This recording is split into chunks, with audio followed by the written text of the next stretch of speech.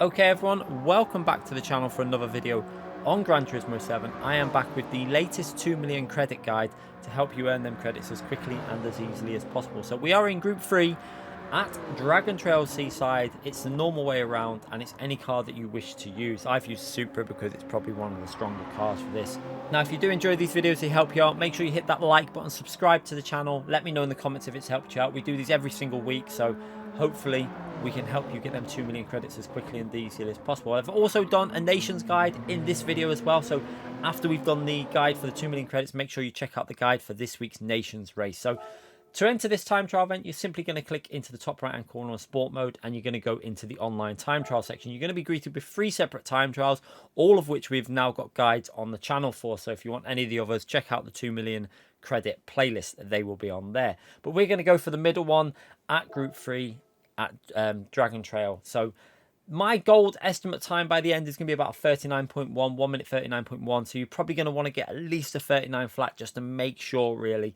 And you can see currently it's a 39.5. I have managed to get myself into the top 10 just about there when I first went on and did this. So yeah, if you want to load up my ghost, you can simply click into the leaderboard when you're in the session and you'll be able to find my ghost. It's currently in the top 10, but it won't last there because, like I say, I didn't spend too long doing this lap because it's not my favorite track, and I also wanted to get the nations guide done for you lot as well. So let's start this guide and try and give you a basic guide in getting these 2 million credits as quickly and as easily as possible. So remember, with the Supra, you're not going to rev it out too much. So for example, 56, you are short shifting slightly, but the other gears you will rev out a little bit more than that.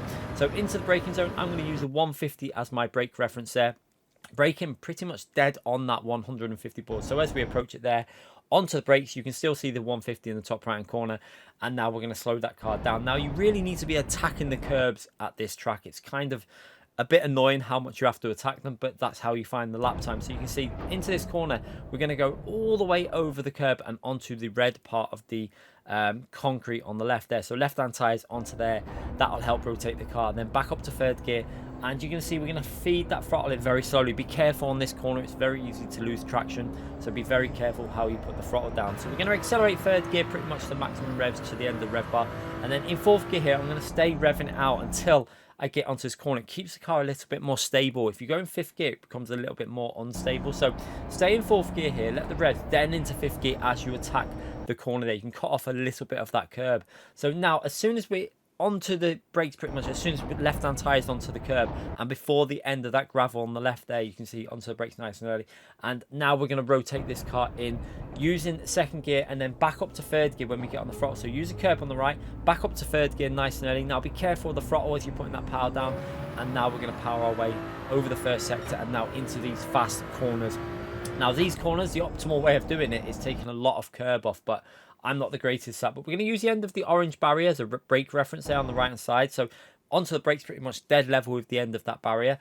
And now we're going to rotate this in fourth gear. So down to fourth gear, left hand tire up onto the curb, and then just gradually feed that throttle. And you see it onto that throttle. And now optimally, you're going to do what P1 does here, over the red part onto there. But I don't like doing that line. It's really inconsistent. I always end up crashing. So I stick to the track. Like I say, if you just want to get 2 million credits, you don't need to do that. If you're going for the world's fastest lap, then you will need to do that line that P1 did through there. And now we're going to go into the next braking zone using the 150 on the left hand side as our reference there. We're going to brake dead level with that. Down through the gears again, quite aggressive downshifting you can do onto this part, down into third gear, then down into second gear. As we approach, you can see we're going to try and widen this line into this apex so that we can get on the power as early as possible. So into second gear, use the curb on the right, and then up to third gear nice and early, and then gradually feed. Just be careful on the throttle on this exit, it can easily snap as you put the power down. And now we're coming into the death chicane, the corner that is going to end so many laps.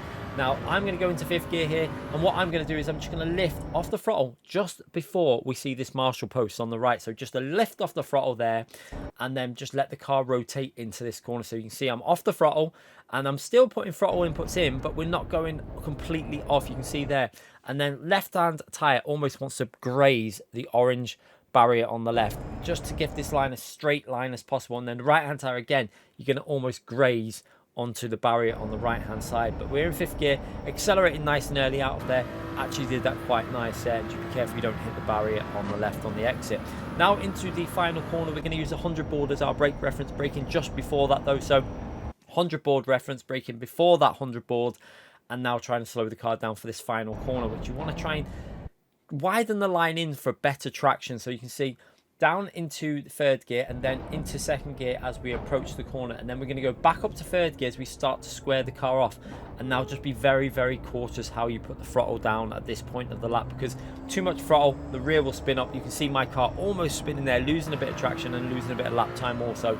And then shortest line possible over that curb to the finishing line for a 1 minute 37.4. Probably a couple of attempts, 3-4 attempts lost on that lap easily, but it's easily good enough for gold. That will 100% succeed in getting the gold time. So let's watch that again with the kilometers an hour on from the chase camera, and you can really see into this turn 1 what I'm talking about with the curbs, how you have to be really, really aggressive. So again, look at the curb on the left hand tyre, up onto the red part, really attacking it. Be careful you don't use too much on the right hand part though, because that's where you can lose control of the car. And again, this corner, attacking the curb massively. Staying in 4th gear though really helps keep the car secure, and then up to 5th as you go on the exit, and then back down to 2nd to rotate it, and then up to early shift to 3rd again. These early shifts into 3rd really give you good traction and pull the car out of them exits of the corners. Now this corner I did probably take a bit too much speed in, didn't really get it rotated. You can see there, I wanted to get a bit more rotation on it, and that's why a lot of people end up going over that curb.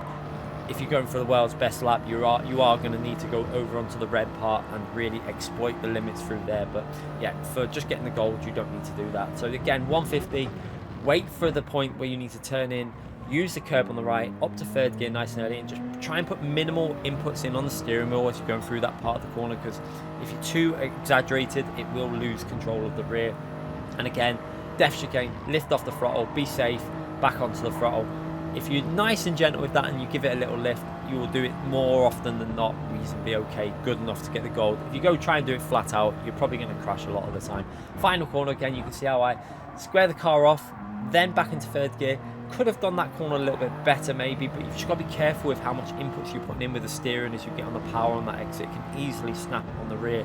So a reasonable lap, nothing special, but a 37.4 is easily going to be gold by the end of this event. So now we're going to move on to next week's, well, this Saturday's Nations event. So I wanted to give you a guide for this, and I was going to do it in 2 separate videos, but it would have messed up the notification system. So I decided to do this all in one video and give you 2 guides for one. So yeah, hopefully this helps you out as well. Make sure you hit the like button and subscribe if this helps you out as well. And yeah, we're in the Ford GT road car. It's been pre-tuned by PD, so it actually drives really nice. I recommend you give this car a go. It's going to be quite an entertaining race, I think. So I'm looking forward to racing this. Hopefully we can pick up 300 points.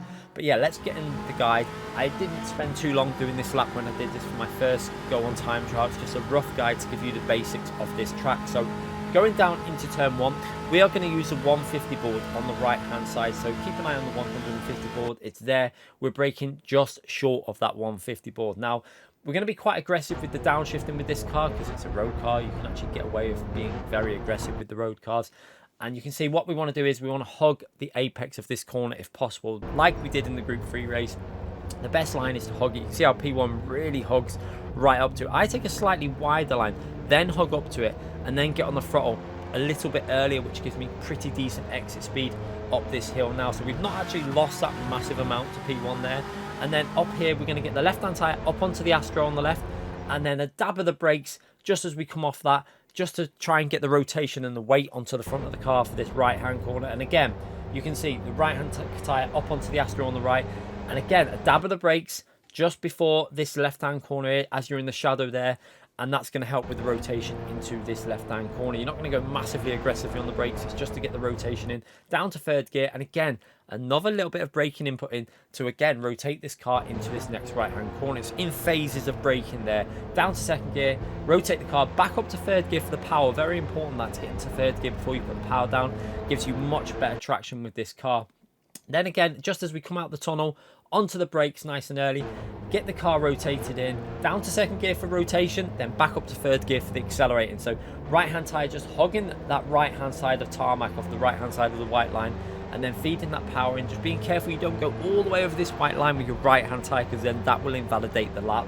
And now we're going to go over the curb on the right hand side. You can see as soon as we're onto this curb, onto that brake just before that green bollard on the right hand side there. So onto the brakes, let that trail brake into this corner, just gradually feeding off the brake, let it rotate as you get on the power now, and then braking. You can see the change in colour on the tarmac. We're braking just past that change in colour. So as soon as we're over that point, we're going to get on them brakes, down to second gear. So straight away onto the brakes, down to second gear, let the car rotate. So braking phase in a straight line, then down to second gear as we approach this corner, and we're going to go back up to third gear for the exit. So you can see down to second gear, let the left hand tyre get up onto the curb, and then back up to third gear nice and early as we put the power down, smoother exit in third gear, and just try and use as much track as possible. I probably could have been a little bit more aggressive there and gained another 10th or 2, but yeah, this was just a rough guide to give you a basic guide. So accelerating all the way down the straight, using the 150 for our next braking zone at the end of the straight there, braking just past, or